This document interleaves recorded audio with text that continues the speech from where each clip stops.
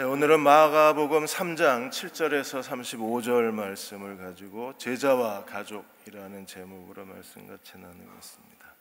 한세대학교의 이상윤 목사님께서 추수감사절에 대해서 칼럼을 실으셨습니다. 추수감사절이 나라마다 시기가 다릅니다. 우리가 잘 알고 있는 미국 같은 경우에는 청교도들이 아메리카 대륙에 옮겨가서 인디언들과 처음 1621년에 첫 추수감사절을 지킨 게 시작이 되어서 11월 넷째 주 목요일 날 추수감사절을 지킵니다. 한국처럼 추수감사절이 되면 5천만 명이 넘는 미국인들이 가족을 찾아 떠납니다. 캐나다는 똑같은 청교도 신앙으로 세워졌는데 거긴 날씨가 춥기 때문에 10월 둘째 주 월요일이 추수감사절입니다. 영국은 밀추수하는 8월 1일이 추수감사절로 지키고 있습니다. 추수감사절의 시작은 성경의 초막절로부터 추수감사절이 시작이 됐습니다. 유월절, 오순절, 초막절이 다 추수감사에 연관된 절기입니다. 그 중에 가장 큰 절기가 초막절입니다. 수장절이라고 부르기도 합니다. 한 해의 곡식을 추수할 뿐 아니라 추수한 곡식을 저장한다고 해서 수장절로 지키고 있습니다. 대략 9월 중순에서 10월 중순으로 지키고, 한국은 셋째 주, 11월 셋째 주 다음 주가 추수감사절입니다. 이 추수감사절, 초막절은 한 해의 추수를 감사할 뿐 아니라 하나님의 언약을 기억하는 절기예요. 그래서 일주일 동안 자기 집에 머물지 않고 마당에 천막을 치고 마당에서 지낸다고 그래서 초막을 짓고 지낸다고 해서 초막절이라고 이름하고 있습니다. 이 광야 기간 동안에 그들이 하나님이 어떻게 광야에서 돌보셨는가, 그 은혜를 기억하는 절기가 초막절입니다.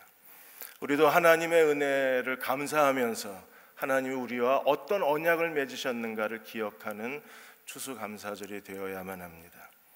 하나님은 예수님을 통해서 종말론적 하나님 나라를 이 땅에 실현하셨어요. 그리고 우리 안에 그 하나님 나라가 있습니다. 오늘 하나님 나라를 둘러싸서 세 부류의 사람들, 큰 무리, 제자들, 그리고 하나님의 가족이 있습니다. 먼저 3장 7절에 12절까지 예수님을 따르는 큰 무리들이 있습니다. 3장 7절에 예수님이 그 서기관들, 바리새인들하고 종교적 논쟁을 계속하시다가 이제 그들을 피해서 제자들과 함께 바닷가로 가셨어요. 종교적 논쟁만큼 피곤한 일은 없습니다. 예수님은 밥을 먹는 것 때문에 비난을 받으시고, 또 밥을 먹지 않는다고 비난을 받으시고, 안식일에 손 마른 사람을 고친다고 또 비난을 받으셔야 했었어요. 이제 논쟁을 멈추시고 바닷가로 가셔서 다시 일반 백성들을 만나셨습니다. 정말 큰 무리가 예수님을 따라왔습니다. 어떤 사람들이 따라왔나요? 8절에 보시면 유대와 예루살렘, 그리고 이두메, 우리가 아는 에돔 지역이 이두메입니다. 그리고 요단강 건너편에서 왔을 뿐 아니라 멀리 이방인의 지역 두로와 시돈에서부터 어떤 사람들이 왔어요? 많은 무리가 무엇 때문에 왔습니까? 주님이 하신 큰 일을 듣고 예수께 나와왔어요. 큰 무리, 많은 사람들, 큰 일, 정말 많은 사람들이 이제 예수님의 소문이 사방에 퍼져서 하나님이 하신 큰 일을 보고 그 하나님의 은혜를 사모하고 예수께 나와왔습니다. 얼마나 많은 사람들이 모였으면 예수님이 사람들을 애워쌈을 피해서 할 수 없이 작은 배를 띄우고 그 배에 서 계셔야 했을 정도로 사람들이 많이 모였어요. 마가는 항상 두 관점으로 예수님의 메시아 사역을 설명합니다. 하나는 병든 자고 또 하는 사람은 귀신 들린 사람입니다. 그래서 10절에 많은 사람을 예수님이 고치셨기 때문에 병으로 고생하는 많은 사람들이 예수님을 만지려고 애워싸 밀기를 시작을 했어요. 아이돌 그 스타들이 공항에 나가거나 어디에 가면 수많은 그 팬들이 둘러싸여서 아이돌 스타를 만지려고 합니다. 얼굴을 쓰다듬고 머리카락을 잡아당기고 옷 속에 손을 넣고 그럽니다. 아마 예수님 주위에 많은 사람들이 몰려들어서 예수님의 몸을 만져야 치유의 역사가 일어났으니까 예수님을 사람들이 애워싸고 밀치기를 시작을 했을 겁니다. 또 한 부류의 사람들이 있습니다. 11절에 더러운 귀신들도 어느 때든지 예수님을 보기만 하면 그 앞에 엎드려서 그들이 부르짖었어요. 뭐라고 부르짖었습니까? 당신은 하나님의 아들이시니다 부르짖었습니다. 병자들이 엎드려서 예수를 만지려고 했고, 귀신 들린 사람들은 엎드려서 예수님에게 당신은 하나님의 아들이라고 부르짖기를 시작을 했습니다. 그냥 내버려둬도 좋을 듯 했습니다. 왜냐하면 예수님은 하나님의 아들이셨기 때문입니다. 그러나 예수님은 어떻게 하셨나요? 12절에 자기를 나타내지 말라고 엄히 경고를 하셨습니다. 사람들은 아주 작은 일을 하고 마치 큰 일을 한 것처럼 부풀리고 소문을 내는데, 예수님은 하나님의 아들이시면서도 하나님의 아들이시라고 귀신 들린 사람들이 부르짖는 걸 금지시켰습니다. 이유가 어디 있나요? 너무 소문이 빨리 퍼져서 종교 지도자들을 자극하고 그들이 시기심 때문에 예수님을 하나님의 때보다 먼저 처형시킬 수도 있었기 때문에 하나님의 때에 십자가의 죽으심으로 하나님의 구속을 이루시기 위해서 주님은 의도적으로 귀신 들린 사람들의 소리를 잠잠케 하신 거예요. 유엔이 2016년도에 전 세계의 난민의 숫자를 6,530만 명으로 발표한 이야기를 여러분께 들려드렸습니다. 그 6,530만 명의 난민들 속에서 허다한 무리가 예수께 나와 구원받는 장면을 이번에 목격하고 왔습니다. 그 난민이라는 불행한 역사 가운데에서 하나님은 그 안에 예수 그리스도를 인격적으로 만나고 구원받는 사람들 허다한 무리가 난민 중에서 주님 앞으로 나아오기를 시작을 했습니다. 지금 세계 속에 어떤 일이 일어나고 있는 걸까요? 두 번째로 3장 13절에 19절까지 12제자 이야기가 이어졌습니다. 12절에 보시면 13절에 또 산에 오르사 자기가 원하는 자들을 부르시니 나아오는지라. 산에 오르사 하나님이 원하시는, 예수님이 원하시는 자들을 부르시자 그들이 예수께 나왔어요. 산에 오르사. 신약학자 그랜필드는 말하기를 하나님이 구약의 시내산에서 12지파 두령과 더불어 하나님의 언약을 맺으셨습니다. 구약 시내산 언약은 산에서 12지파와 더불어 하나님이 언약을 맺으시고 하나님은 그들의 하나님이 되시고 그들은 하나님의 백성이 되었어요. 이제 새로운 신약 언약이 시작이 되었습니다. 예수님이 산에서 12사도를 부르시고 그들과 더불어 언약을 맺으심으로 새 이스라엘의 공동체가 시작되었다고 했습니다. 그러므로 오늘 12사도 임명식은 새 이스라엘 하나님의 제2의 출애굽의 역사요, 하나님의 새 언약의 시대를 열었다고 우리에게 설명하고 있습니다. 12명을 하나님이 세우셨는데 그 12명을 세우신 목적이 무엇입니까? 오늘 두 가지 목적이 있는데 14절에 보시면 첫 번째 12사도를 세우신 목적이 어디 있어요? 이는 자기와 함께 있게 하시고. 12사도가 새 언약 이스라엘의 대표가 되어서 그들이 제일 먼저 해야 될 일이 주님과 함께 있는 겁니다. 구약에 12지파 우두머리가 있습니다. 신약에 12사도가 있습니다. 이 12사도가 제일 먼저 해야 될 일이 주님과 함께 있는 거예요. 그들은 주님과 친밀한 교제를 나누어야 하고 그리고 주님을 누구보다도 사랑해야 합니다. 오늘 이 시대에 하나님께 쓰임받는 하나님의 사람들도 하나님과 예수님과 친밀한 교제를 나누는 사람이어야 합니다. 예수님과 깊이 있게 은밀하게 머물러 있는 그 경건의 비밀이 없는 사람은 하나님이 쓰실 수가 없습니다. 하나님이 가장 크게 쓰셨던 사람들, 진실하게 쓰셨던 사람들은 날마다 주님과 은밀한 경건의 비밀, 시간을 가졌던 사람들이, 주님을 사랑하는 사람들이 하나님께 쓰임을 받았습니다. 두 번째, 하나님이 12사도를 세우신 목적이 어디 있나요? 파송, 보내사. 두 가지 때문에 보내셨습니다. 하나님 나라를 선포하고 전도하고 또 귀신을 내쫓는 권능도 가지게 하려 함이라. 귀신을 내어쫓는 사역을 위해서 예수님이 12사도를 세우셨어요. 주님 스스로가 메시아 사역으로 귀신을 내어 쫓으실 뿐 아니라 12사도를 세워서 그 많은 무리들이 예수님을 따르기 시작했습니다. 그들을 치유하고 그들을 귀신을 내어 쫓고 하나님 나라를 선포하기 위해서 주님은 함께 일할 동역자들이 필요했습니다. 그들이 12사도였어요. 그들에게 귀신을 내쫓는 권능을 주셔서 주님이 하셨던 일을 계속하게 하셨습니다.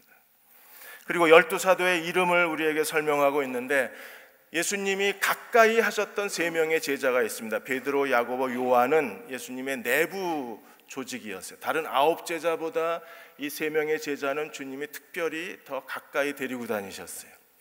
근데 베드로, 야고보, 요한 3제자에게 주님께서 별명을 더해 주셨습니다. 오늘 16절에 시몬에게는 베드로라는 이름을 더해 주셨어요. 베트로스라는 이름을 주셨습니다. 베트로스라는 이름은요, 돌 반석이라는 뜻입니다. 베드로는 실수가 많은 사람입니다. 그가 너희는 나를 누구라고 하느냐고 예수님이 물었을 때 주는 그리스도시요 하나님의 아들이십니다 대답하셔서 주님이 칭찬하셨던 제자였습니다. 그러나 얼마 지나지 않아서 예수님이 채찍질을 당하고 체포를 당하고 십자가에 죽으시겠다는 고난에 대한 예고를 하셨을 때 예수님을 가로막고 절대로 그런 일이 있을 수 없습니다 라고 말했던 제자가 베드로입니다. 내가 하나님의 일을 생각하지 아니하고 사람의 일만 생각한다고 책망을 받았어요. 심지어 사탄아 내 뒤로 물러가라고 책망을 받았습니다. 또 겟세마네 동산에서 예수님이 베드로, 야고보, 요한을 데리시고 따로 가서 기도하실 때 1시간만 깨어 있어 달라고 요청하셨는데 그 1시간도 깨어 있지 못해서 코를 골고 잤던 제자가 베드로입니다. 예수님이 체포당하셨을 때 칼을 빼어들고 대제사장의 하인의 귀를 잘랐다가 칼을 쓰는 자는 칼로 망한다고 책망을 받았던 제자도 베드로였었습니다. 그런 베드로를 주님은 변화시키셔서 내가 이 반석 위에 내 교회를 세우리라. 하나님께서 천국의 열쇠를 맡긴 사도로 만드신 분이 예수님이십니다. 제자들은 선생님이 하셨던 일을 계속해야 합니다. 예수님이 하셨던 일을 제자들이 계속하기 위해서는 그들이 먼저 예수님을 닮은 사람이어야 합니다. 그리고 주님은 제자들을 세우시고 그들을 변화시켜서 하나님의 일을 감당하게 만드시는 분이 주님이십니다. 준비된 사람을 쓰시는 게 아니라 사람을 준비시켜서 쓰시는 분이 예수님이십니다. 그리고 17절에 세베대의 두 아들 야고보와 요한에게도 주님의 별명을 주셨습니다. 보아노게, 우레의 아들이라는 별명을 주셨어요. 왜 우레의 아들이라고 그랬을까요? 아주 성격이 급해서 불같이 화를 냈던 사람들이 야고보, 요한입니다. 예수님을 따르지 않는다는 이유 때문에 그들은 예수님께 하늘에서 불을 내려서 다 불태워 죽여버립시다라고 말했던 제자가 야고보, 요한입니다.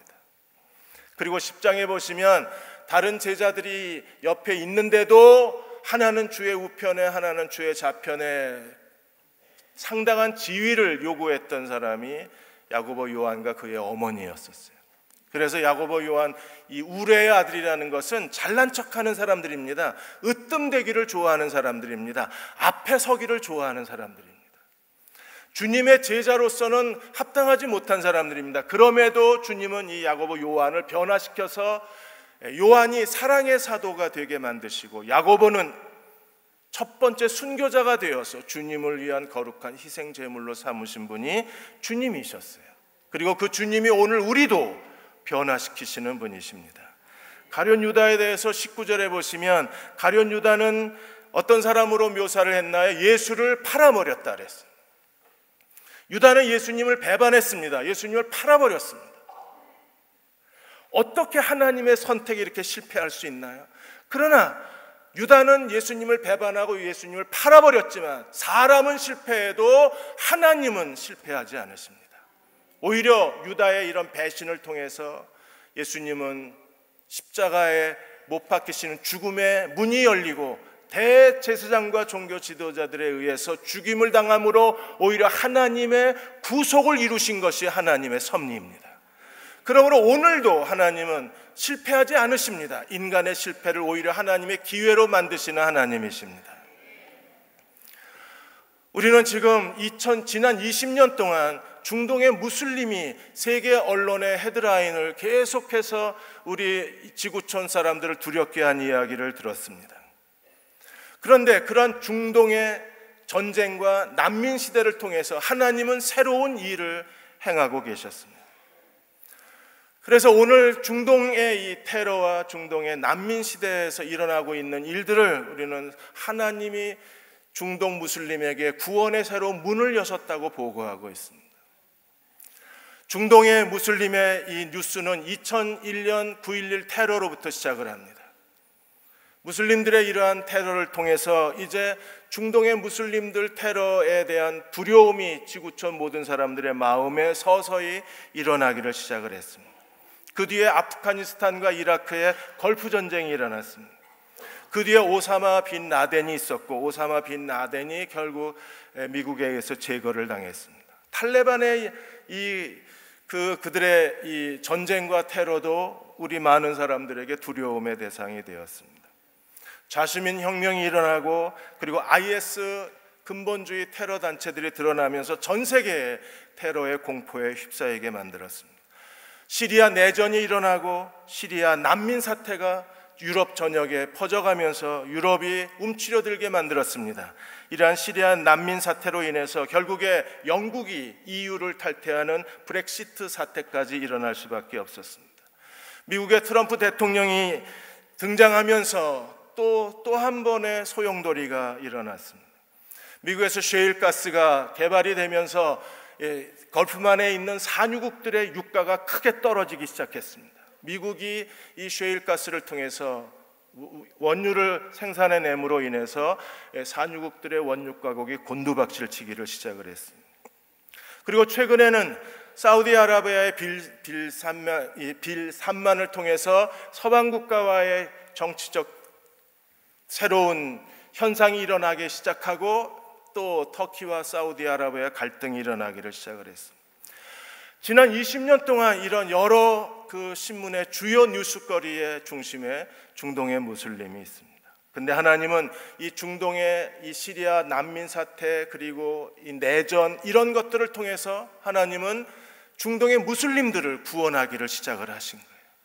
가장 불행한 역사 속에서 하나님은 구원의 위대한 일을 하나님께서 그들의 앞에 문을 열어놓으시고, 수많은 중동의 무슬림들이 주님께로 돌아와 구원받고 있는 역사가 지금도 계속 전개되고 있습니다. 3장 20절에 35절까지 이제 하나님의 가족에 대한 마지막 이야기가 전개가 됩니다. 이 하나님의 가족의 세 가지 이야기가 이 안에 함께 들어 있습니다.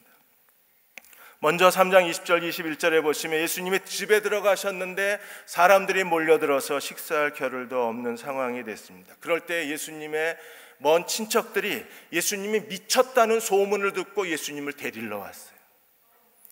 예수님이 귀신을 내어 쫓으신 분이신데 도리어 귀신 들린 사람이라는 소문이 나기를 시작했습니다. 그 소문을 만든 사람은 누굽니까? 두 번째 그룹입니다. 이 사람들은 예루살렘에서 온 서기관들이에요.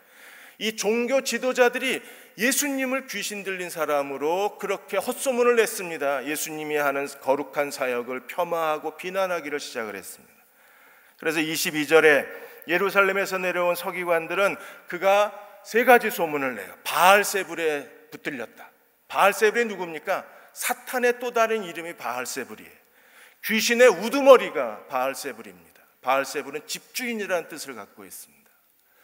바알세불에 사로잡혔다. 또 귀신의 왕을 힘입어서 귀신을 내어 쫓는다. 예수님이 성령을 힘입어서 성령의 능력으로 귀신을 내어 쫓았는데, 예루살렘 종교 지도자들과 서기관들은 귀신의 왕을 힘입어서 귀신을 내쫓는다고 예수님의 사역을 거짓으로 꾸며내고 예수님의 사역을 폄하해버린 거예요. 그리고 30절에 더러운 귀신 들렸다는 소문을 일으켜냈습니다. 다른 일 같으면 예수님께서 그냥 지나가셨을 수도 있는데, 이 귀신을 내쫓는 게 하나님 나라, 종말론적 하나님 나라의 현상, 하나님 나라의 실제, 귀신의 종로로 타고 귀신에 억압당한 사람을 해방시켜서 하나님 나라 백성으로 만드는 게 하나님의 구원이었기 때문에 주님은 이 문제에 대해서 진지하게 이 예루살렘으로부터 온 서기관들에게 하나님 나라가 무엇인가를 설명을 하는 거예요. 제일 먼저 분쟁이라는 이 비상식적인 논리에 대해서 주님이 그들을 책망을 하셨습니다. 23절에 사탄이 어찌 사탄을 쫓아낼 수 있겠느냐. 서기관들의 이 논리, 귀신의 왕을 힘입어서 귀신을 내쫓는다는 게 얼마나 비상식적인가를 주님이 말씀하고 계신 거예요. 그건 너무나 비논리적인 겁니다. 그래서 예를 들어서 24절에 나라가 분쟁하면 그 나라는요 망할 수밖에 없습니다. 싸우는 나라는 결국 그 안에 싸우는 정치인들의 갈등과 여러 분쟁은요 그 나라를 어려움 속으로 몰아갈 수밖에 없습니다. 25절에 만일에 집이 분쟁하면 남편과 아내, 아버지와 엄마가 갈등하고 분쟁하고 싸우는 집안이면 그 집안이 결코 행복할 리는 없습니다. 자녀들에게 제일 고통스러운 게 무엇입니까? 엄마 아빠가 싸우는 겁니다. 엄마 아빠가 싸우는 집의 아이들은요 정서가 불안합니다. 아이들은 삶의 의욕을 다 잃어버립니다. 그런데 사탄이 이 분쟁이 가져오는 참혹한 결과를 알면서 사탄이 분쟁할 리는 없습니다. 그래서 26절에 사탄이 자기를 거슬러 일어나 분쟁하면 설 수 없고 망하느니라. 사탄도 압니다. 분쟁하면 결코 서 있을 수가 없고 나라가 세워지지 못하고 망한다는 사실을 사탄이 아는데 귀신이 귀신을 내어쫓을 리는 없다는 거예요. 그러면 어떻게 예수님이 귀신을 내쫓을 수 있나요? 27절에 이 사실 때문에 예수님이 귀신을 내쫓을 수 있는 겁니다. 어떤 사실이요? 사람이 먼저 강한 자를 결박하지 않고는 강한 자의 집에 들어가 그 강한 자의 집에 있는 세간을 늑탈할 수 없는 것처럼, 약탈할 수 없는 것처럼 예수님이 이미 광야에서 시험을 통해서 강한 자를 결박하셨기 때문에, 사탄을 결박했기 때문에 그의 하수인 귀신을 내어쫓을 수 있는 겁니다. 아직 사탄은 망하지 않았습니다. 십자가에 죽으시고 부활하실 때 예수님이 죄와 사망 권세를 깨트리시고 마귀의 권세를 깨트리실 때까지 사탄은 결박당해 있는 겁니다. 그리고 그의 하수인들을 주님이 쫓아내시고 하나님 나라를 실현하고 계신 거예요.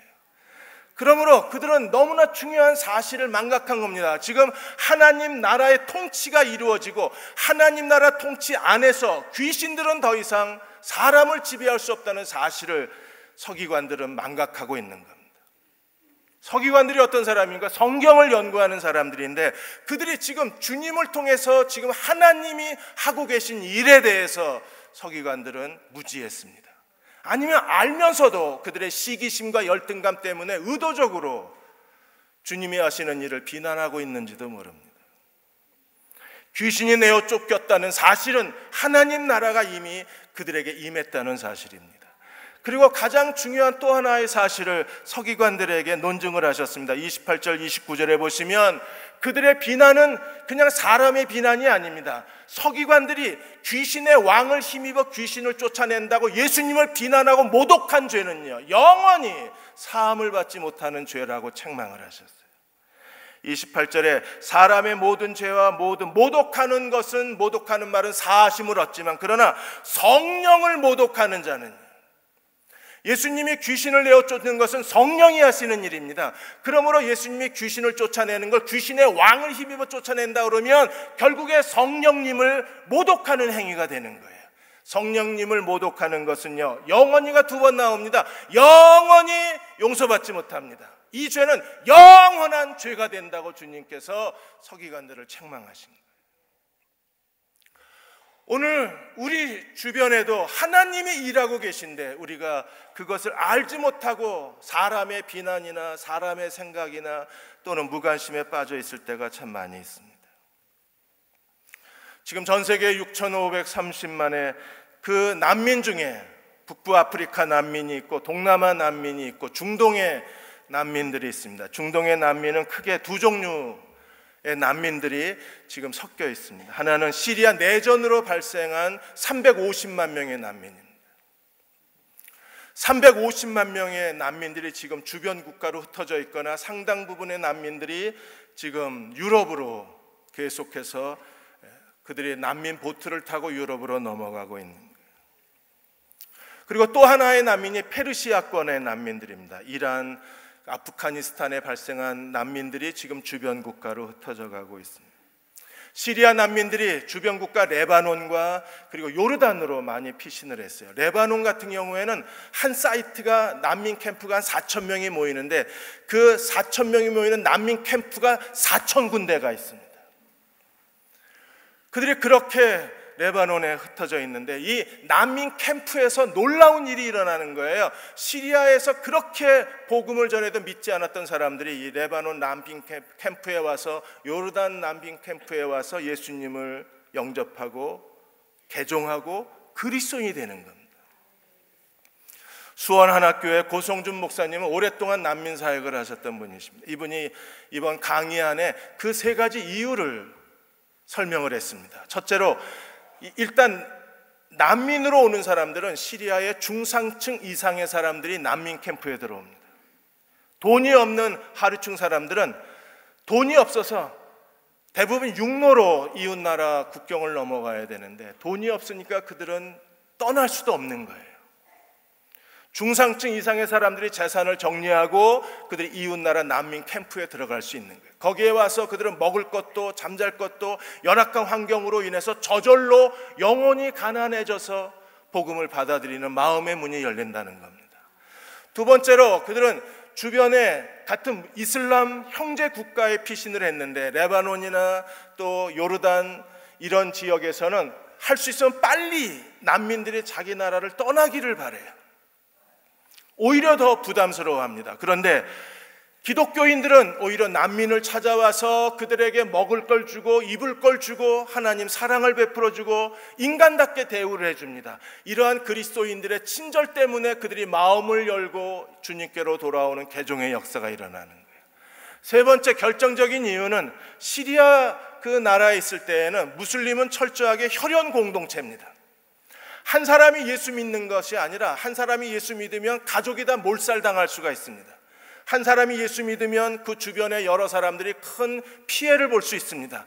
그래서 주변 사람들의 눈치 때문에 예수 믿지 못했던 사람들이 이제 난민이 되어서 각각 캠프로 흩어져 버리자 이제 눈치 볼 사람이 없어지는 거예요. 그래서 기꺼이 예수께 나와서 예수님을 개인의 구세주로 영접하는데 주저함이 없는 겁니다. 이번에 가서 들은 이야기 중에 정말 저도 숨이 막히는 이야기가, 요르단 같은 경우에 벌써 2만 명이 넘는 교회가 생겨나고 요르단 어느 목사님이 목회하는 교회는 5만 명이 넘는, 영원한 사람을 구원하기 위해서 수년 동안 그의 사랑을 베풀고 기도하고 인내로 기다려야 했던 그 중동 땅이었는데 지금은 이 테러와 전쟁과 난민 때문에 수만 명의 사람들이 하나님께로 돌아오는 구원의 역사가 일어나는 거예요. 이슬람 1400년 역사 가운데 이러한 일들이 지금 난민 시대를 통해서 하나님이 새로운 일을 행하고 계신다는 이야기를 들었습니다. 이슬람의 견고한 진이 무너지고 이 난민이라고 하는 고통을 통해서 그들은 예수 그리스도 앞에 무릎을 꿇고 있습니다. 시리아 난민이 시작이고 이제 머지않아 전망하기는 이라크, 사우디아라비아의 또 다른 난민 시대가 일어났을 때 이 기회를 기독교 우리 교회들이 붙잡고 이 기회에 무슬림들이 하나님께로 돌아오는 구원의 길을 열어놓아야 할 책임이 이 시대의 교회에 있다고 했습니다. 하나님은 일하고 계셨는데 우리만 알지를 못한 거예요. 우리가 너무 좁은 운물에 갇혀서 지금 전 세계에서 하나님이 어떤 일을 하고 계신지 우리는 알지 못하고 우리 자신의 아주 사소한 문제에 빠져서 하나님의 더 큰 일을 알지를 못하는 겁니다. 주님이 마지막으로 예수님의 가족에 대해서 이렇게 설명을 하셔요. 31절에 예수님의 먼 친척만 온 게 아니라 예수님의 어머니와 동생들도 예수님 미쳤다는 소리를 듣고 예수님을 데리러 왔습니다. 그러자 예수께서 뭐라고 말씀하셨습니까? 그 옆에 있는 사람들을 쳐다보시면서 누가 내 어머니요 누가 내 동생들이냐 말씀하시고 하나님의 새로운 가족이 어떤 사람인가에 대해서 설명하시기를 35절에 누구든지 하나님의 뜻대로 행하는 자가 내 형제요 내 자매요 내 어머니라고 선언을 하셨어요. 우리는 하나님 아버지를 함께 아버지라고 부르는 하나님의 가족들입니다. 누가 하나님의 가족인가요? 아버지의 뜻대로 행하는 자라야 그분의 가족입니다. 하나님을 아버지라고 부르는 것뿐 아니라 우리가 하나님의 가족으로서의 정체성을 가져야 합니다. 아버지의 뜻을 행하는 자가 되어야만 그분의 가족이 될 수 있고, 그분의 형제가 될 수 있고, 그분의 자매가 될 수 있는 거예요. 오늘 이 시대에 우리가 해야 할 하나님의 뜻은 과연 무엇일까요? 미국과 이라크 걸프 전쟁이 끝나고 나서 이라크에만 300만의 고아가 생겼습니다.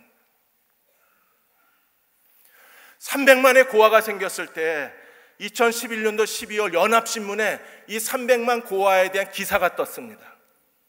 만일에 이 300만 고아를 알카에다 집단이 이 아이들을 데려가면 이 아이들은요, 이 전쟁 고아 300만이 테러 집단이 되면 지구촌에 큰 위협이 될 거라고 그랬어요. 이게 2011년도 12월 신문 기사입니다. 미국의 선교사님이 미국에 있는 교회들에게 이 전쟁 고아 300만에 대해 이 고아와 과부를 도와야 된다고 이메일을 다 보냈습니다.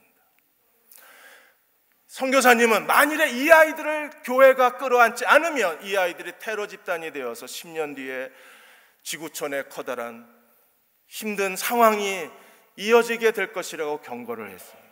그런데 10년 뒤에 정확하게 이라크 북부 지역에서 자생한 집단이 바로 IS 테러 단체입니다. 이 전쟁고아 300명을 알카에다가 데리고 가서 먹이고 입혔습니다. 그들을 학교도 다니지 못한 그 아이들을 어려서부터 전쟁 훈련을 시켰습니다. 그리고 IS 대원이 되면 월급을 줬습니다. 여러분 IS 대원 월급 받은 얘기 다 들으셨을 겁니다. 월급을 주고 결혼도 시켜주고 심지어 자살폭탄 테러를 하면 거룩한 전쟁 이 성전에 참여한 자가 되어서 천국에 가면 아내 70명을 거느리고 좋은 음식을 먹고 이러한 천국에 대한 잘못된 환상을 심어주면서 그들로 하여금 자살 테러를 강요한 게 IS 집단입니다. 어려서부터 그렇게 세뇌당한 아이들은 기꺼이 자기 자신이 거룩한 전사가 되어서 이 거룩한 전쟁에 참여하는 것을 자기들의 사명으로 생각하고 자란 거예요. 결국 교회가 이 아이들을 돌보지 못하자 알카에다가 전쟁 고아를 데려다가 자기들의 테러 집단을 만든 겁니다. 아프가니스탄의 탈레반도 마찬가지입니다. 소련과 아프가니스탄이 전쟁을 했을 때 아프가니스탄 이 병사들은 전쟁 고아를 내버려 두지 않고 자기들이 업고 다니면서 전쟁을 했습니다. 그리고 아프가니스탄 고아 아이들을 그 집단이 키웠어요. 그리고 결국에 그 집단이 탈레반이 되어서 전 세계에 큰 위협이 되고 만 겁니다. 지금 난민이 6,530만 명입니다. UN 보고에 의하면 그중에 40%가 고아 아이들입니다. 부모가 없는 아이들입니다. 그리고 사회적 고아, 부모가 있지만 아이를 키울 수 없는 능력을 가진 사회적 고아까지 다 합치면 난민 중에 절반이 아이들입니다. 3천만 명의 아이들이 지금 아무도 이 아이들을 돌보고 있지 않는 거예요. 그래서 지금 이 3천만 명의 고아와 과부를 먹이라는 주님의 명령을 따라서 오늘 교회가 이 3천만 명의 고아들을 우리가 끌어안지 않으면 나중에 이 아이들이 전부 테러 집단이 되면 지구는 공포 그 자체가 될 거라는 두려움이 있는 거예요. 저는 마지막 날 공항에서 목사님들하고 앉아서 그러면 우리가 무엇을 해야 될 것인가에 대해서 같이 의논을 했습니다. 지금 레바논 그 시리아 난민 캠프에 당장 이 아이들이 생존을 해결해야 되는데 그 아이들에게 직업훈련소를 하나 세우는 게 시급한 일이라는 이야기를 들었습니다. 교회도 개척해야 되고 여러 가지 문제점도 있지만 당장 이 아이들을 생존 가능한 삶의 현실로 만들어줘야 하기 때문에 그래서 이 고아들을 위한 그 직업훈련소 세우는 일에 우리가 함께 아이디어를 모으고 의견을 모았어요. 서둘러 올해 말부터 이 작업을 시행하려고 합니다. 하나님은 오늘도 일하고 계신 하나님이셨습니다. 우리가 우리 자신만 쳐다보고 쩔쩔매고 있는 동안에 하나님은 이 지구촌의 불행의 역사, 지구촌의 고통, 지구촌의 아픔인 난민 시대를 통해서 하나님은 중동 무슬림에게 오히려 구원의 문을 여시는 하나님의 놀라우신 은혜를 베풀고 계셨습니다. 오늘 우리 인생도 마찬가지입니다. 내 인생의 억울한 일, 고통스러운 일, 힘든 일, 하나님은 그 일을 통해서 하나님이 내 인생에 일하고 계시고 내 인생에 새로운 기회를 만들어내시는 하나님이십니다. 왜 하나님이 우리에게 이런 어려움을 주셨는지, 두려움을 주셨는지 우리가 알지 못하지만, 그러나 끝까지 하나님을 신뢰하면 하나님은 내 고통을 통해서 내 인생에 새로운 도전을 주시고 새로운 기회를 허락하여 주시고 하나님의 선한 뜻을 이루어 주실 것입니다. 걱정 없는 삶을 쓰신 닥터 린다 민틀, 이분이 정신과 의사십니다. 그분은 7년 동안 아이를 낳을 수 없었습니다. 원인 불명의 불임증에 걸렸어요. 왜 아이를 낳을 수 없는지도 모르는 채 아이를 낳을 수 없었습니다. 친구들이 임신했다고 축하 파티하는데 가기가 싫었습니다. 쇼핑몰에서 그 유모차를 끌고 가는 여자를 보면 분노가 생겼습니다. 정신과 의사라 상담을 하는데 와서 낙태하고 싶다고 말하는 상담자를 보면 분노가 치밀어 올랐습니다. 그러다 7년 만에 깨달았습니다. 하나님이 자기 인생을 하나님께 맡기는 믿음을 가르치신 게 7년이 걸렸다는 사실을 알았어요. 그래서 모든 걸 다 포기하고 하나님께 자기 자신을 완전히 맡겼습니다. 그러자 하나님께서 너무나 사랑스러운 두 아이를 선물로 주셨습니다. 오늘 우리도 걱정하고 한숨을 쉬고 살거나 아니면 하나님께 맡기거나 둘 중에 하나를 선택해야 합니다. 하나님은 중동의 시리아 350만의 난민이라는 이 지구촌의 고통스러운 일을 통해서 너무나 참혹하고 비참한 역사, 지워버리고 싶은 이 역사를 통해서 하나님이 중동의 무슬림들에게 구원의 문을 열어놓으셨다면 오늘 내 인생의 가장 고통스러운 일을 통해서도 하나님은 내 인생의 새로운 기회를 만들어 주실 수 있는 하나님이십니다. 우리가 그분께 우리 인생을 맡기기만 하면 하나님은 여기서 멈춘 게 아니라, 여기서 끝이 아니라 오히려 하나님이 여기서 새로운 길을 열어주시고 하나님의 새로운 하나님의 섭리를 드러내어 주실 수 있습니다. 그 하나님 앞에 엎드리는 저와 여러분이 되시기를 주의 이름으로 축원합니다.